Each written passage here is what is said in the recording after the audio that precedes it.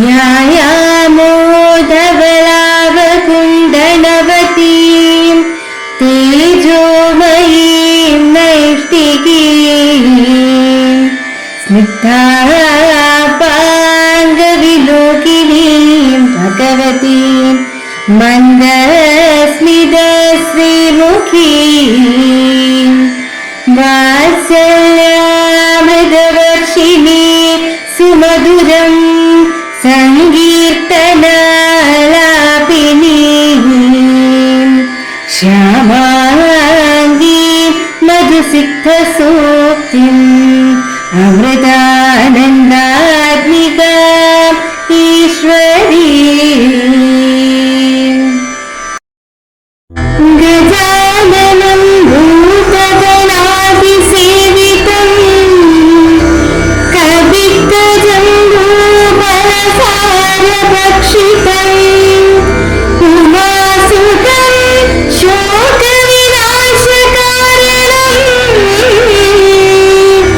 നമാമി വിഘ്നേശ്വര പാദപങ്കജം കൂജന്തം രാമ രാമേതി മധുരം മധുരാക്ഷരം ആരുഹ്യ കവിതാശാഖാം വന്ദേ വാൽമീകി കോകിലം. ഓം ഹരിശ്രീ ഗണപതയേ നമഃ. അവിഘ്നമസ്തു. ശ്രീരാമ രാമ രാമ ശ്രീരാമചന്ദ്ര ജയ. ശ്രീരാമ രാമ രാമ ശ്രീരാമഭദ്ര ജയ. ശ്രീരാമ രാമ രാമ സീതാഭിരാമ ജയ. ശ്രീരാമ രാമ രാമ ലോകാഭിരാമ ജയ. ശ്രീരാമ രാമ രാമ രാമനാഥയ രാമ. ശ്രീരാമ മമ ഹൃദി രമതാം രാമ രാമ. ശ്രീരാഘവാത്മാ രാമ. ശ്രീരാമ രമാപതി.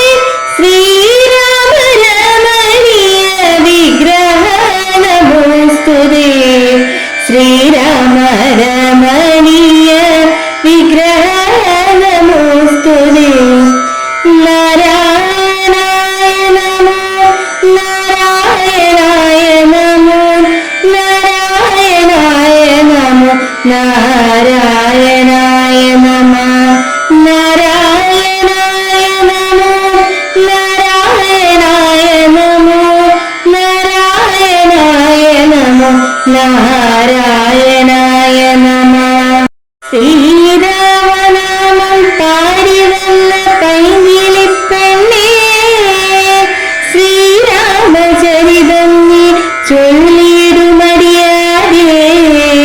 ശാരിക പൈതൽ താനും വന്ദിച്ചു വന്യന്മാരെ ശ്രീരാമസ്മൃതിയോടെ പറഞ്ഞു തുടങ്ങിന. ഉത്തമേ കേട്ടുകൊള്ളുക മുക്തി വന്നിടുവാനായി മുഖ്യ സാധനമല്ലോ സജ്ജന സംഘം. പിന്നെ മൽക്കഥാലാപം രണ്ടാം സാധനം, മൂന്നാമതും മൽഗുണേരണം. പിന്നെ മദ്വചോ വ്യാഖ്യാതൃത്വം മൽക്കലാജാതാചാര്യോപാസനമഞ്ചാമതും. പുണ്യശീലത്വം യമനിയമാദികളോടും എന്നെ മുട്ടാതെ പൂജിക്കെന്നുള്ളതാറാമതും. മന്മന്ത്രോപാസകത്വമേഴാമതെട്ടാമതും. മംഗലശീലെ കേട്ടു ധരിച്ചു കൊള്ളേണം നീ. സർവഭൂതങ്ങളിലും മന്മതിയുണ്ടാകയും സർവഥാ മൽഭക്തന്മാരിൽ പരമാസ്തിക്യവും സർവബാഹ്യാർത്ഥങ്ങളിൽ വൈരാഗ്യം ഭവിക്കയും സർവലോകാത്മാ ഞാനെന്നെപ്പോഴും ഉറയ്ക്കയും. മത്വത്വവിചാരം കേളുമ്പതാമതും ഭദ്രേ, ചിത്തശുദ്ധിക്കു മൂലമാദിസാധനം നൂനം.